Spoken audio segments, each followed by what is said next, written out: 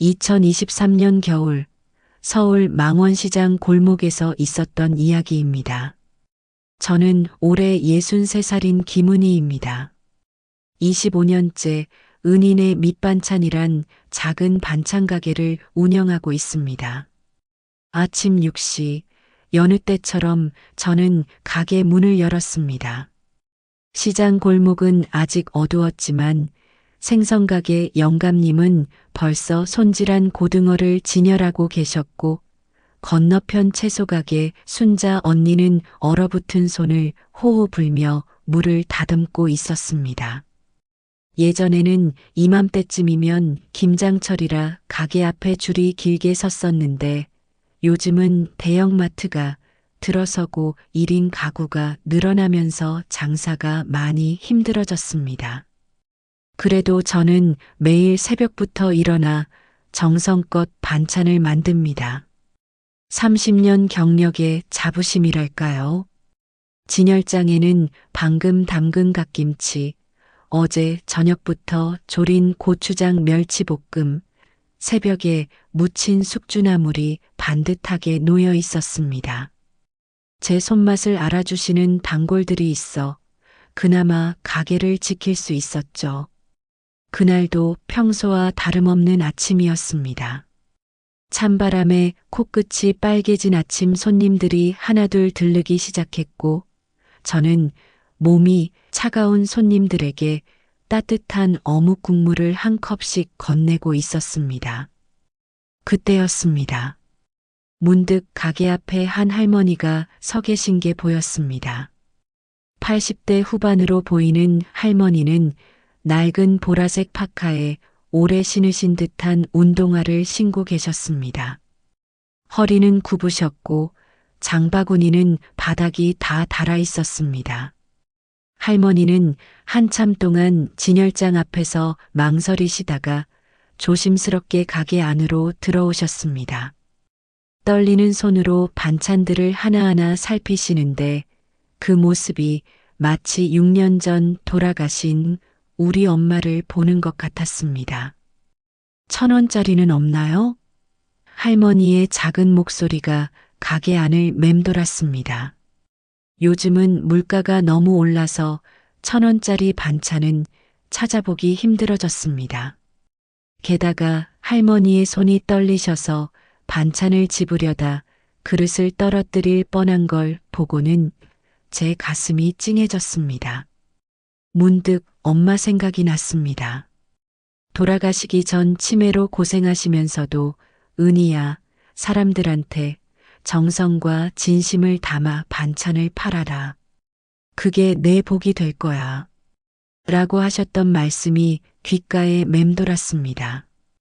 밖에서는 차가운 겨울바람이 불고 있었지만 가게 안은 김치찌개 끓이는 따뜻한 김이 가득했습니다.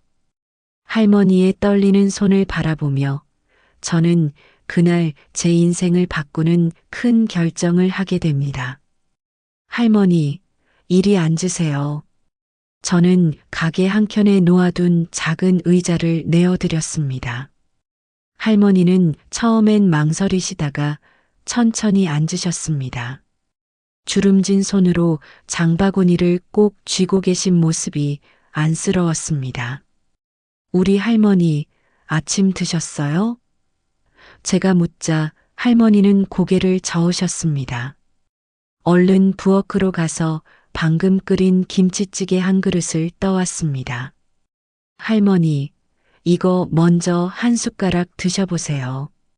제가 끓인 건데 제 친정어머니 비법이에요. 할머니는 처음엔 사양하셨지만 저의 거듭된 권유에 조금씩 숟가락을 드셨습니다.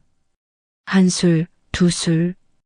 국물을 드시는 할머니의 눈가가 촉촉해졌습니다. 우리 막내 며느리가 끓이던 맛이네. 이야기를 들어보니 할머니는 홀로 사시는 분이었습니다.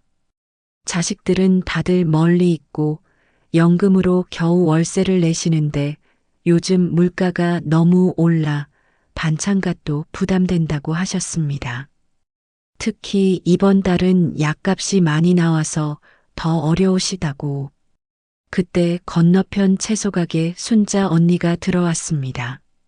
상황을 보더니 얼른 따뜻한 무말랭이 무침한 접시를 가져다 놓으셨고 옆 생선가게 영감님도 고등어 한 마리를 구워 보내주셨습니다. 할머니, 이제부터 여기가 할머니 반찬 가게예요. 매주 오셔서 반찬 가져가세요. 저희가 할머니 손녀딸들이 되어드릴게요. 제 말에 시장 사람들이 고개를 끄덕였습니다. 할머니의 눈에서 눈물이 흘렀습니다. 고마워요. 정말 고마워요. 그 말씀을 듣는 저희들의 눈도 덩달아 붉어졌습니다. 메마른 도시 속에서 우리는 서로에게 가족이 되어주기로 한 것입니다. 그날 이후 저희 가게는 조금씩 변화하기 시작했습니다. 할머니께 드린 반찬 이야기가 입소문을 타면서 어려운 어르신들이 한 분, 두 분 찾아오셨습니다. 저는 그분들을 우리 엄마들이라고 부르기 시작했습니다. 은희야, 이러다 가게 망하는 거 아니야? 순자 언니의 걱정 어린 목소리에 저는 웃으며 대답했습니다. 우리 엄마가 늘 그러셨어요. 사람의 정이 밥 한 그릇보다 더 큰 거라고. 놀라운 일은 그 후에 일어났습니다. 시장 상인들이 하나둘 동참하기 시작한 거예요. 순자 언니는 매일 아침 장아찌용 채소를 보내주었고 생선가게 영감님은 고등어나 꽁치가 많이 들어올 때마다 두어 마리씩 덜어주셨습니다. 떡집 미자 씨는 가끔 떡을 보내왔고 건너편 과일 가게에서는 조금 상한 과일들로 잼을 만들어 주셨습니다. 우리는 그렇게 모은 재료들로 매주 화요일마다 엄마의 반찬 나눔을 시작했습니다. 처음에는 5분이었던 우리 엄마들이 어느새 20분으로 늘어났습니다. 할머니들은 반찬을 받으러 오시는 게 아니라 딸네 집에 놀러 오시듯 편하게 가게를 드나드셨습니다. 때로는 직접 담그신 김치를 조금씩 가져오시기도 했죠. 우리의 작은 시도는 예상치 못한 변화를 가져왔습니다. 어느 날 오후 KBS 방송국에서 취재를 왔습니다. 사라져가는 정이 살아있는 망원시장의 작은 반찬 가게라는 제목으로 저녁 뉴스에 나갔습니다. 방송 다음 날부터 가게는 더욱 바빠졌습니다. 저도 동참하고 싶어요라며 찾아오시는 분들이 늘었습니다. 퇴직하신 회사원분들이 매달 조금씩 후원을 해주셨고 근처 대학교 학생들은 주말마다 자원봉사를 하겠다고 찾아왔습니다. 가장 감동적인 순간은 첫 번째로 오셨던 할머니의 아들이 찾아왔을 때였습니다. 어머니가 이제야 웃으시기 시작했다며 우시던 모습이 아직도 선합니다. 그분은 이제 매달 정기적으로 재료비를 후원해주고 계십니다. 구청에서도 연락이 왔습니다. 어르신 반찬 나눔 사업이라는 이름으로 공식 지원을 해주겠다고 했습니다. 덕분에 더 많은 어르신들께 반찬을 나눠드릴 수 있게 되었습니다. 우리 시장의 작은 반찬 가게는 이제 망원시장 사랑방이 되었습니다. 매일 아침이면 어르신들이 모여 이야기꽃을 피우고 젊은이들은 그 모습을 보며 따뜻한 미소를 짓습니다. 엄마의 반찬 나눔 모임은 이제 단순한 반찬 나눔을 넘어섰습니다. 매주 화요일이면 할머니들이 일찍부터 모여 옛날 이야기를 나누십니다. 장독대에서 김치 담그던 이야기, 시집살이 하던 이야기, 자식 키우던 이야기들이 꽃처럼 피어났습니다. 특히 일주일에 한 번은 할머니들이 직접 요리를 가르쳐 주시는 시간을 가집니다.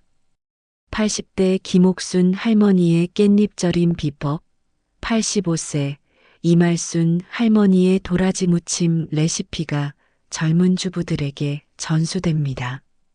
할머니들의 얼굴에는 다시 스승이 된 자부심이 피어났습니다. 근처 복지관에서는 할머니들의 레시피로 책을 만들자고 제안했습니다. 우리 할매들의 맛있는 인생이라는 제목의 책이 탄생했고 할머니들은 처음으로 작가 사인회도 하셨습니다. 떨리는 손으로 책에 사인하시던 모습이 아직도 생생합니다. 이제는 아침이 기다려져요. 처음 오셨던 할머니가 어느 날 말씀하셨습니다. 사람 사는 게 다 그렇지 뭐. 이렇게 서로 의지하면서 사는 거지. 할머니의 주름진 얼굴에 밝은 미소가 번졌습니다. 시장 입구에 할매들의 부엌이라는 작은 공간이 생겼습니다. 구청의 지원으로 마련된 이곳은 할머니들이 젊은이들에게 요리를 가르치는 공간입니다. 일주일에 3번 할머니들은 앞치마를 메고 선생님이 되십니다. 수강생들 중에는 직장인도 있고 신혼부부도 있습니다. 특히 혼자 사는 청년들이 많이 찾아옵니다. 할머니의 손맛이 그리웠어요. 한 청년의 말에 할머니들은 눈시울을 붉히셨습니다. 할머니들은 요리를 가르치시며 인생 이야기도 들려주십니다. 어려운 시절을 이겨낸 이야기, 자식들 키우며 겪은 시행착오, 세월을 견뎌낸 지혜가 젊은이들의 마음에 깊이 새겨집니다. 한 방송 작가는 이곳을 다큐멘터리로 만들었습니다. 할매들의 부엌 세대를 잇는 맛이라는 제목의 이 다큐는 많은 사람들의 마음을 울렸고 전국 각지에서 벤치마킹을 오기 시작했습니다. 나이 들어 쓸모없는 줄 알았는데 이제는 내가 뭔가를 줄 수 있다는 게 기뻐. 김옥순 할머니의 말씀처럼 이곳은 노인과 젊은이가 서로를 치유하는 공간이 되었습니다. 할매들의 부엌은 이제 특별한 수업을 시작했습니다. 매주 토요일이면 초등학생들이 찾아옵니다. 할머니들은 아이들에게 간단한 김밥 만들기부터 떡볶이 요리까지 가르치십니다. 우리 할머니가 해주시던 맛이에요. 한 아이가 외치자 옆에서 지켜보던 학부모의 눈시울이 붉어졌습니다. 맞벌이 가정이 늘면서 할머니의 손맛을 모르고 자라는 아이들이 많아졌는데 이곳에서 그 정을 되찾고 있었습니다. 할머니들도 변하셨습니다. 아이들을 가르치면서 손주들이 그립다고 하시던 분들이 이제는 내 손주들이 여기 가득하네 하시며 웃으십니다. 치매가 있으셨던 박말순 할머니는 아이들을 가르치시면서 기억력이 좋아지셨다고 합니다. 이제는 아이들이 자발적으로 할머니들의 이야기를 기록합니다. 요리 과정을 영상으로 찍어 유튜브에 올리고 할머니들의 인생 이야기를 듣고 글로 씁니다. 우리 동네 할머니의 맛있는 비밀이라는 제목의 이 영상들은 조용히 인기를 얻어가고 있습니다. 할매들의 부엌이 농림부 장관상을 받았습니다. 전통 식문화 보존과 세대 간 소통에 기여했다는 평가였습니다. 시상식장에서 할머니들은 한복을 곱게 차려입고 무대에 올라가셨습니다.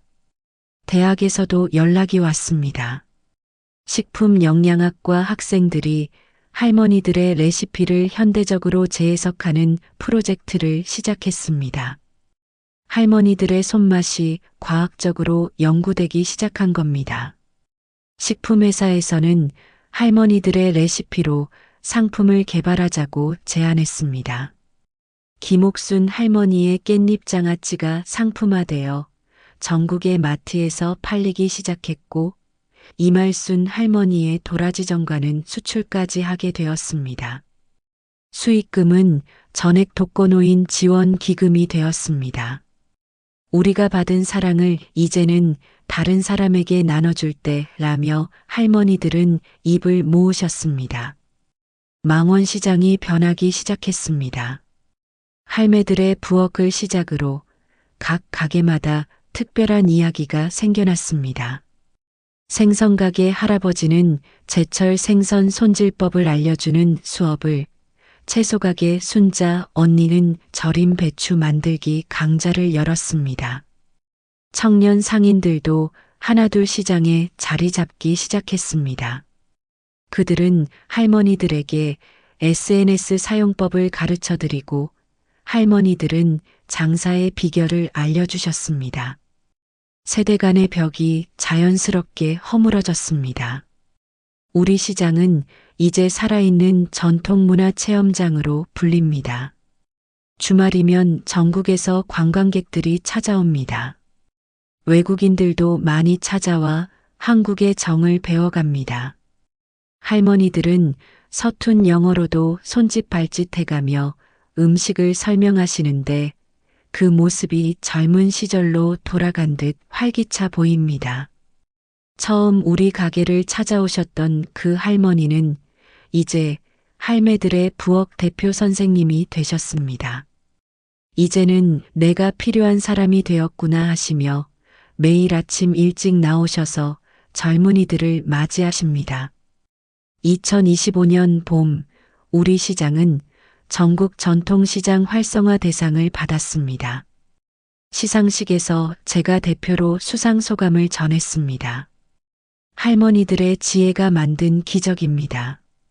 할매들의 부엌은 이제 전국 30개 시장으로 확산되었습니다.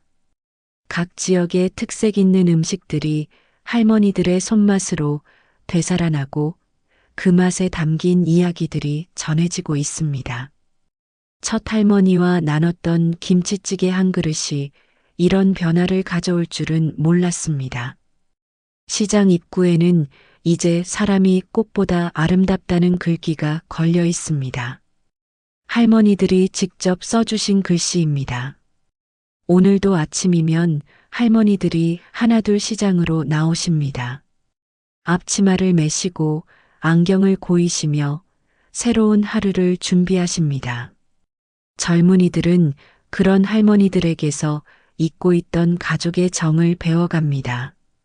작은 반찬 가게의 선택이 이토록 큰 변화를 만들어낼 줄은 몰랐습니다.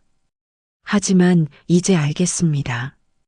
우리에게 필요한 건 거창한 계획이 아닌 따뜻한 마음과 작은 용기였다는 것을. 안녕하세요, 박수민입니다.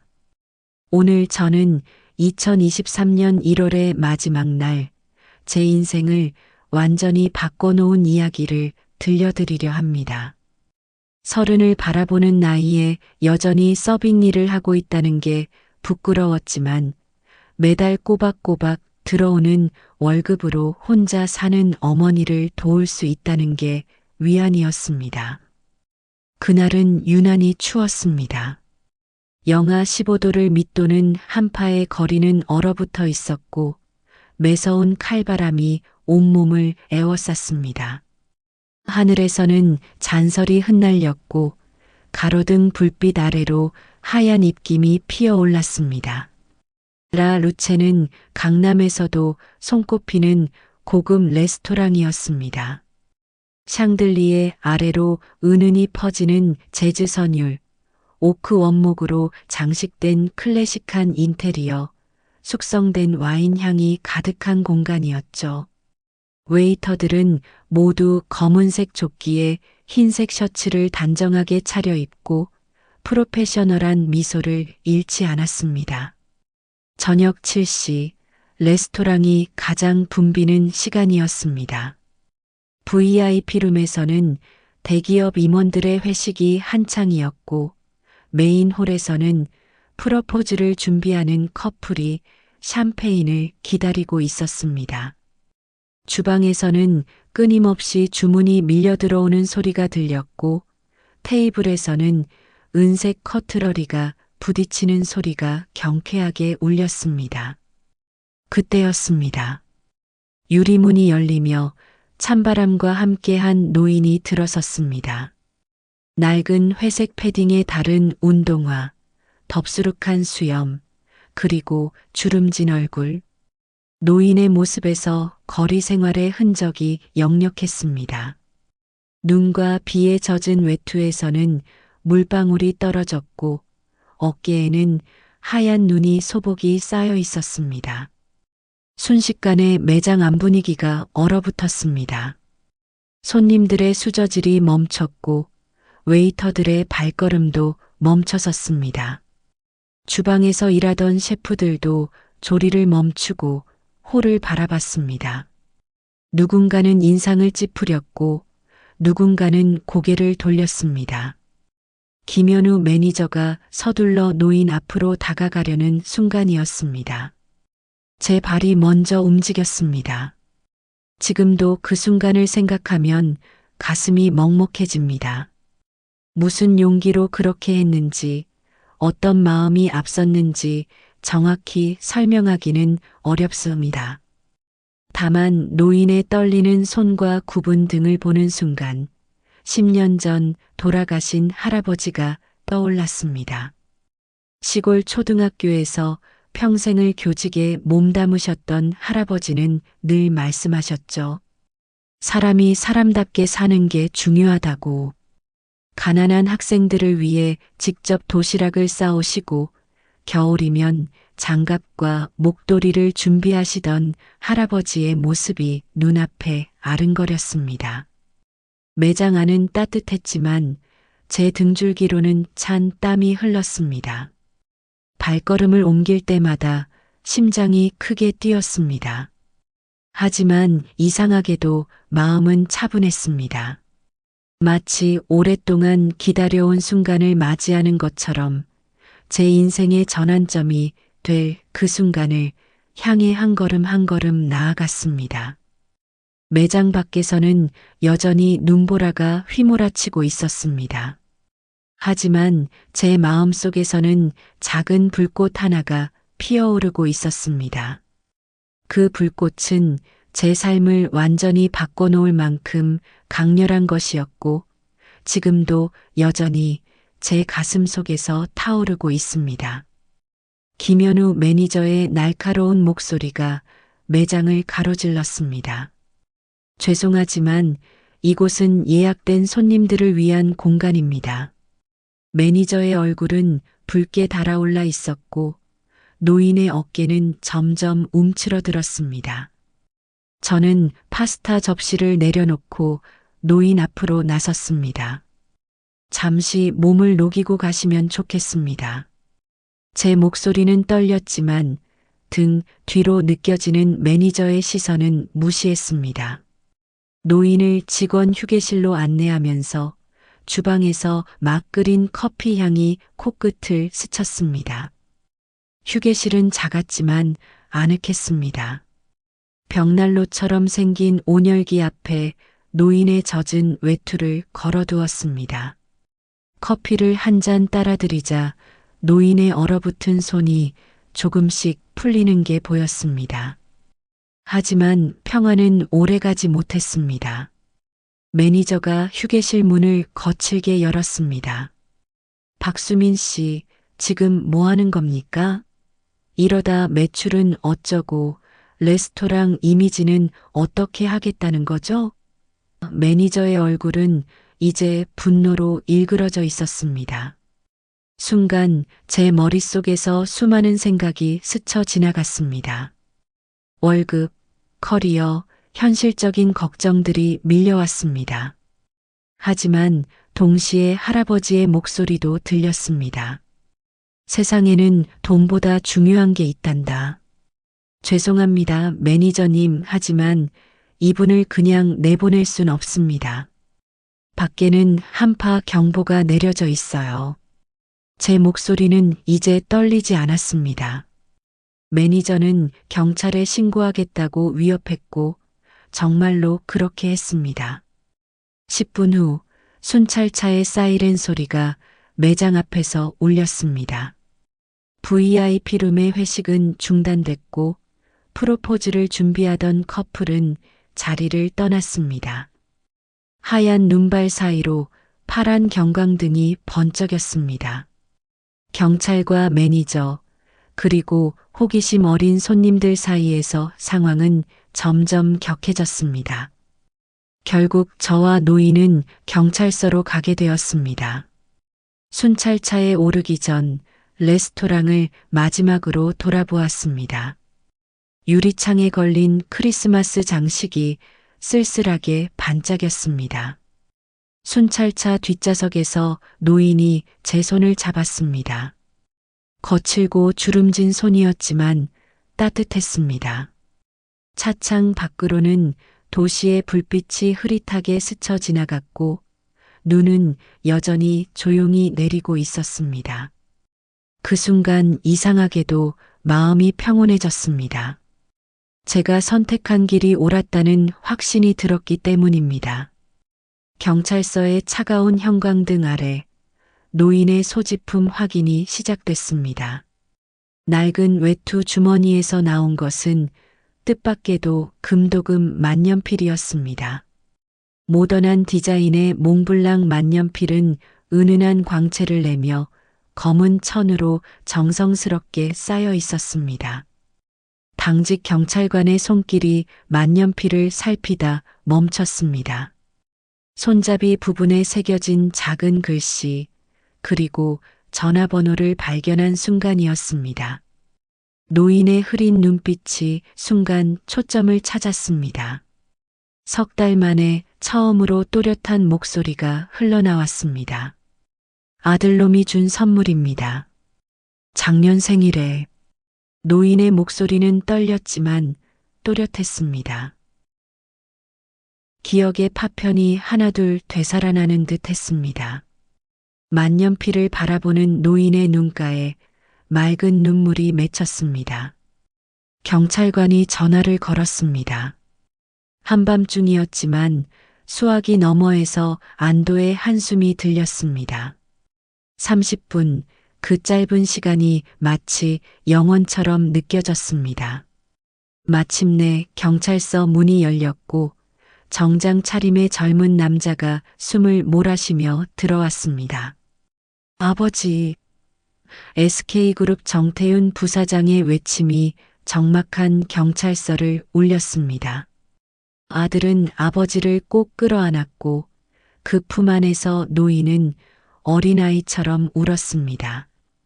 치매 초기 증상으로 집을 나가신 지 석 달, 수많은 CCTV를 뒤지고 전단지를 붙였지만 찾지 못했던 아버지였습니다. 만년필은 정 부사장의 첫 승진날 받은 선물이었습니다. 치매로 많은 것을 잊어가면서도 아버지는 이 만년필만은 끝까지 간직하고 계셨습니다. 아들을 잊지 않으려는 필사적인 의지가 고스란히 담겨 있는 물건이었습니다. 박 씨 덕분입니다. 정말 감사합니다. 정 부사장이 제 손을 꼭 잡았습니다.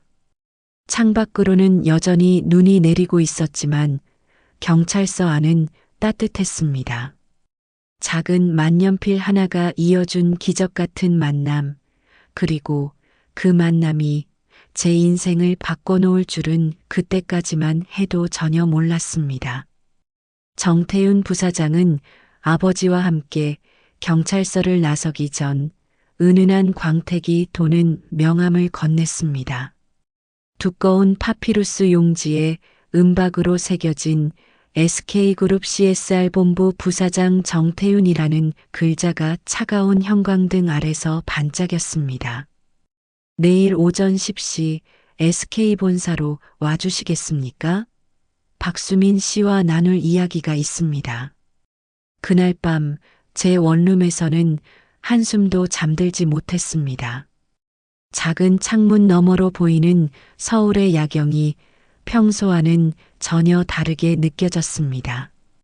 불빛 하나하나가 마치 별처럼 빛났고 도시의 소음마저 잔잔한 음악처럼 들렸습니다. 침대에 누워 천장을 바라보며 오늘 하루를 되새겼습니다. 새벽녘까지 수십 번 명함을 만지작거렸습니다.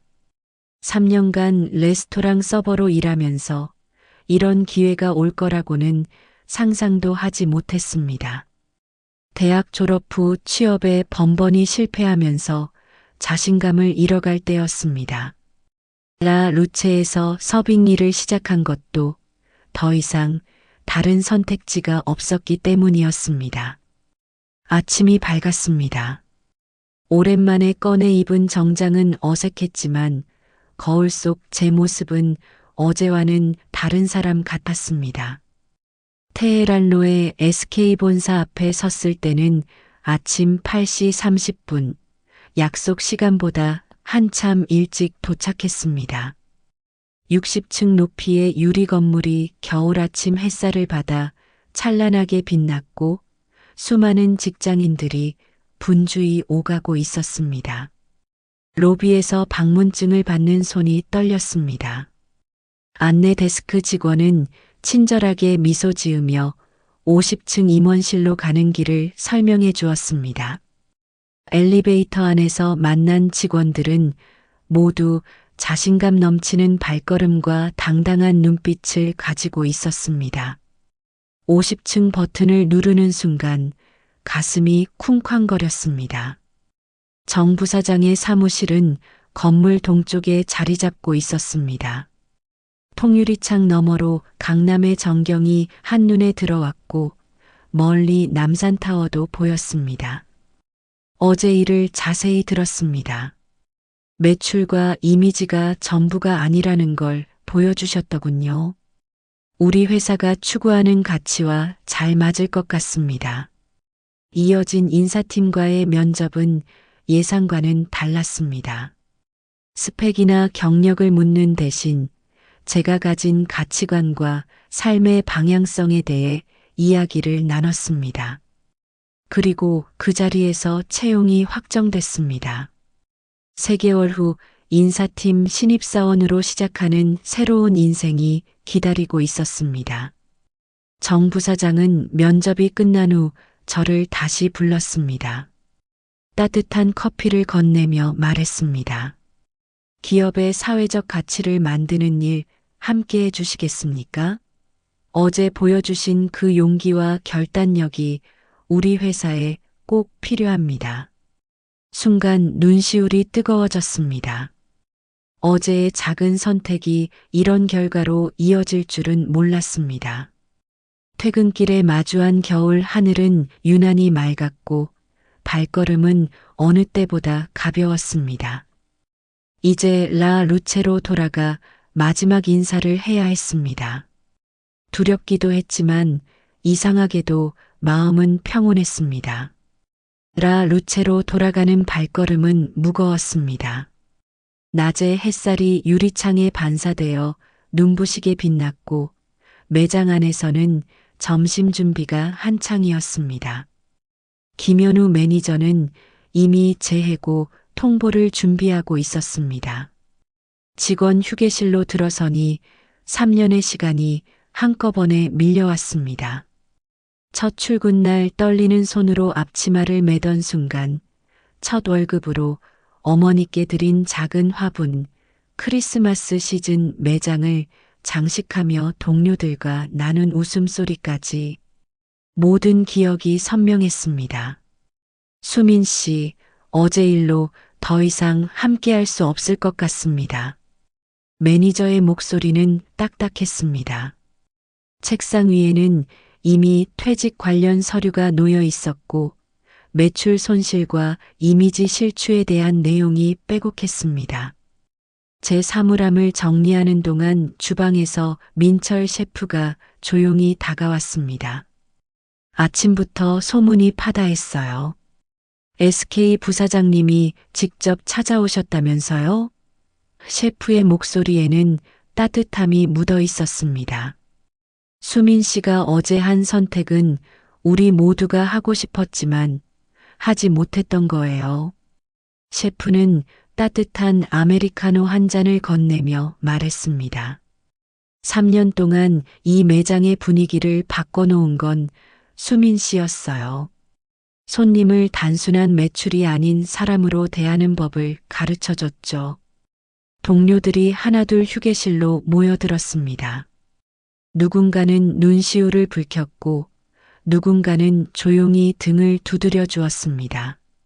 아르바이트생 미나는 손수 접은 종이약을 건네며 언니가 우리의 롤모델이었어요 라고 속삭였습니다.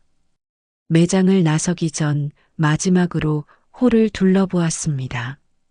3년 전 첫 출근 날 이곳에서 시작한 제 꿈은 작았습니다. 하지만 이제는 달라졌습니다.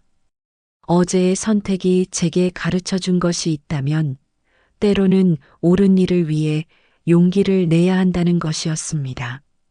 현관 유리문을 나서는 순간 겨울 햇살이 따뜻하게 얼굴을 비추었습니다. 가방 안에는 SK 사원증이 들어 있었고 앞으로의 새로운 여정에 대한 기대감이 가슴 한켠에서 피어올랐습니다.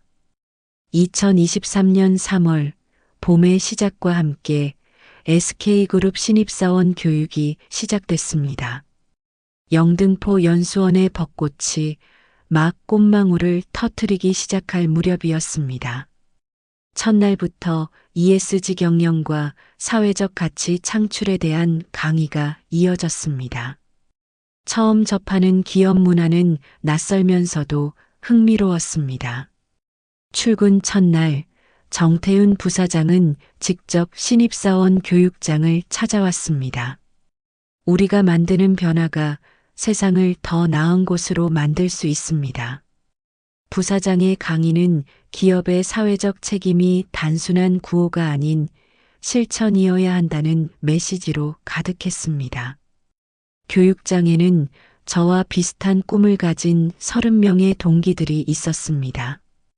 대부분 명문대 출신의 화려한 스펙을 가진 사람들이었지만 그들의 이야기 속에서 사회를 변화시키고 싶다는 진정성이 느껴졌습니다. 특히 CSR팀 배정을 받은 동기들과는 매일 밤 늦게까지 토론을 이어갔습니다. 한 달간의 교육은 제 시야를 넓혀주었습니다. 기업이 단순히 이윤을 추구하는 것을 넘어 어떻게 사회 문제를 해결할 수 있는지 배웠습니다. 취약계층 지원 프로그램, 환경보호 정책, 사회적 기업 육성 등 다양한 프로젝트를 접하면서 가슴이 뛰었습니다. 교육 마지막 날, 우리는 팀 프로젝트 발표를 했습니다. 제가 속한 팀은 노숙인 자활 지원 프로그램을 제안했습니다. 그날 밤 라 루체에서의 경험이 프로젝트의 시작점이 됐습니다. 발표가 끝난 후 정 부사장은 제 어깨를 두드리며 말했습니다. 그날 밤의 선택이 틀리지 않았다는 걸 이제 아시겠죠? 4월, 드디어 본격적인 업무가 시작됐습니다. CSR 본부 신입사원으로서 첫 발을 내딛는 순간 제 책상 위에는 작은 화분이 놓여 있었습니다. 쪽지에는 정 부사장의 메시지가 적혀 있었습니다. 작은 씨앗이 큰 나무가 되듯 당신의 용기가 세상을 변화시킬 것입니다. 이제 매일 아침 출근길에 마주하는 SK 본사 건물은 더 이상 낯설지 않습니다. 유리창에 비친 제 모습 속에서 새로운 희망과 자신감이 보입니다. 때로는 업무가 버겁고 힘들 때도 있지만 그날 밤 노인의 떨리는 손을 잡았던 순간을 떠올리면 다시 힘이 납니다. 정태윤 부사장의 아버지 정한수 교수님은 강북 삼성병원에서 치료를 받기 시작했습니다. 매주 토요일이면 저는 병실을 찾았습니다. 처음에는 부사장님의 권유로 시작한 방문이었지만 점차 교수님과의 대화가 기다려지는 시간이 되었습니다. 교수님의 기억은 조금씩 돌아왔습니다. 40년간 서울대 철학과 교수로 재직하셨다는 것, 학생들에게 걸어다니는 양심이라고 불렸다는 이야기를 들려주셨습니다. 특히 인상 깊었던 건 교수님의 제자 이야기였습니다. 가난한 학생들을 위해 장학금을 마련하고 졸업생들의 취업을 위해 밤늦게까지 추천서를 쓰셨다고 했습니다. 그날 밤 수민 씨를 보는 순간 내가 잊고 있던 무언가를 떠올렸어요. 교수님의 목소리는 잔잔했습니다. 인간다움이란 결국 타인을 향한 따뜻한 마음이 아닐까요? 그 말씀은 제 가슴 깊이 새겨졌습니다. 5월이 되자 교수님은 퇴원하셨습니다. 이제는 매주 일요일마다 교수님 댁의 서재에서 철학 이야기를 나눕니다. 책장 가득 꽂힌 철학책들 사이에서 저는 삶의 본질적인 가치에 대해 배우고 있습니다. 교수님은 여전히 그 금도금 만년필을 소중히 간직하고 계십니다. 이제는 일기를 쓰는데 사용하고 있어요. 그날 밤의 기억을 잊지 않기 위해서죠.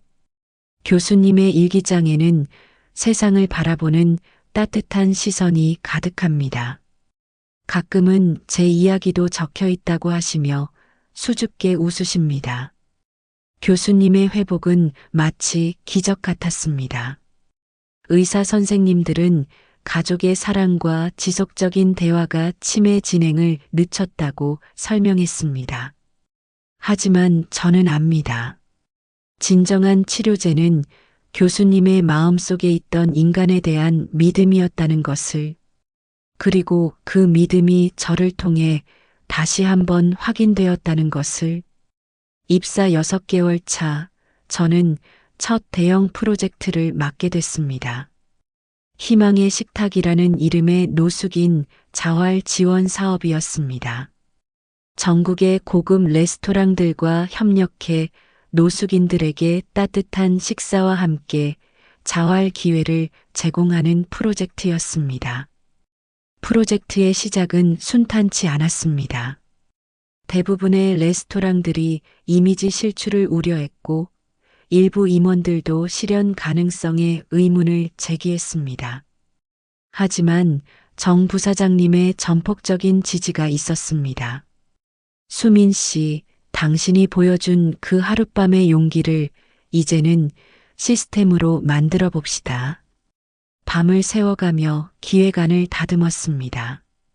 레스토랑들의 참여를 독려하기 위해 SK그룹의 다양한 지원책을 마련했고 노숙인들의 자활을 돕기 위한 단계별 교육 프로그램도 구축했습니다. 교수님께서도 프로젝트에 자문으로 참여하셨습니다.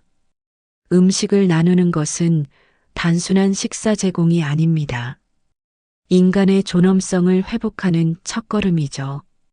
교수님의 이 말씀은 프로젝트의 핵심 가치가 되었습니다.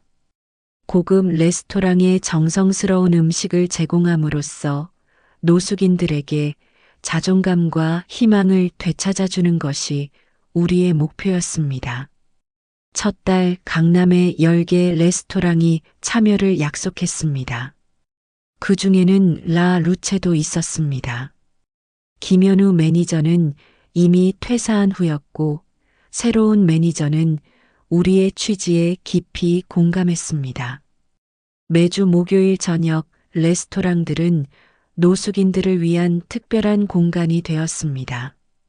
정성스럽게 차려진 식사, 따뜻한 미소, 그리고 새로운 시작을 위한 기회.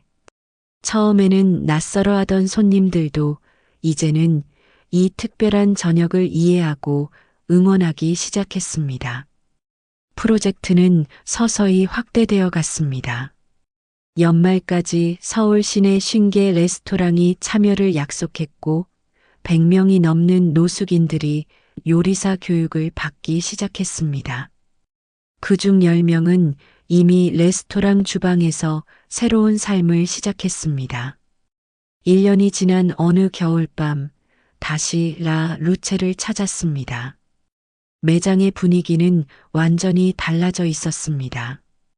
입구에는 모두를 위한 식탁이라는 문구가 새겨져 있었고 매주 목요일 저녁은 노숙인을 위한 무료 식사를 제공하는 공간으로 변모했습니다. 새로운 매니저 서지원 씨는 SK그룹의 사회적 기업 프로젝트에 적극적으로 참여했습니다. 매장의 주방에서는 자활 프로그램을 통해 교육받은 3명의 요리사가 일하고 있었고, 홀에서는 2명의 서버가 새로운 시작을 하고 있었습니다. 특히 인상적이었던 건 일반 손님들의 변화였습니다. 목요일 저녁이면 일부러 이 시간을 선택해 찾아오는 손님들이 늘었습니다. 자신의 식사값과 함께 누군가의 식사값을 미리 지불하고 가는 착한 식사 캠페인이 입소문을 타기 시작했습니다. 민철 셰프는 여전히 주방을 지키고 있었습니다. 이제는 자활 프로그램의 멘토가 되어 요리를 가르치고 있었죠. 수민 씨 덕분에 우리 모두가 변했어요. 음식을 만드는 일이 더 의미 있어졌다고 할까요? 라 루체의 변화는 다른 레스토랑들에게도 영향을 미쳤습니다. 강남 일대의 고급 레스토랑들이 하나둘 프로젝트에 동참하기 시작했고, 각자의 방식으로 사회적 가치를 만들어가고 있었습니다. 작은 불꽃이 큰 불빛이 되어가는 순간이었습니다. 2년이 지난 지금 저는 SK그룹 사회공헌팀 팀장이 되었습니다. 희망의 식탁 프로젝트는 전국 200개 레스토랑으로 확대되었고 1000명이 넘는 노숙인들이 새로운 삶을 시작했습니다. 매주 목요일 저녁이면 여전히 라 루체를 찾습니다. 그날의 기억을 떠올리며 노숙인 분들과 함께 식사를 합니다. 정한수 교수님도 종종 들르셔서 철학 이야기를 들려주십니다. 교수님의 치매는 더 이상 진행되지 않았고 오히려 많은 기억을 되찾으셨습니다. 지난 주말 한 특별한 행사가 있었습니다. 희망의 식탁 일기 수료생들의 레스토랑 개업식이었습니다. 그들은 자신들의 레스토랑에서도 매주 하루는 노숙인들을 위한 식사를 제공하기로 했습니다. 선한 영향력은 이렇게 퍼져나가고 있었습니다. 그날의 개업식에서 정태윤 부사장님이 말씀하셨습니다. 한 사람의 용기 있는 선택이 수많은 사람의 인생을 바꿀 수 있습니다. 수민 씨가 그것을 증명해 주었죠. 지금도 매일 아침 출근길에 그날의 기억을 떠올립니다. 한파가 몰아치던 겨울밤, 한 노인을 돕기로 한 작은 선택이 이토록 큰 변화를 만들어낼 줄은 몰랐습니다. 때로는 우리의 작은 용기가 세상을 바꾸는 시작점이 된다는 것을 이제는 분명히 알 수 있습니다. 얼마 전 라 루체 입구에 새로운 문구를 걸었습니다. 모든 식탁에는 이야기가 있습니다. 당신의 용기가 새로운 이야기를 만듭니다. 매서운 겨울바람이 불던 그날 밤, 제 가슴 속에서 피어올랐던 작은 불꽃은 이제 도시의 곳곳에서 따뜻한 빛을 밝히고 있습니다.